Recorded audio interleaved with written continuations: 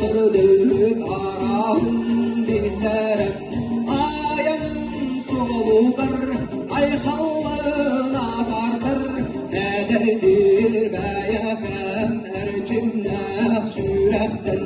ereyi çepçeder ağırda dağın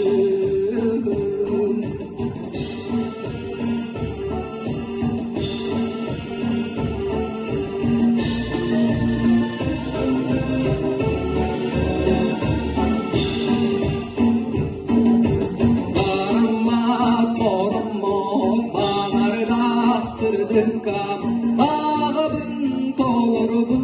bastındır adaspar ağamın ayhaldır jollarda tustuğam uyan yürekti tuçudan maybar ederdir meyakam ercimnah sürekten ereyi çepçeder ağırda dağın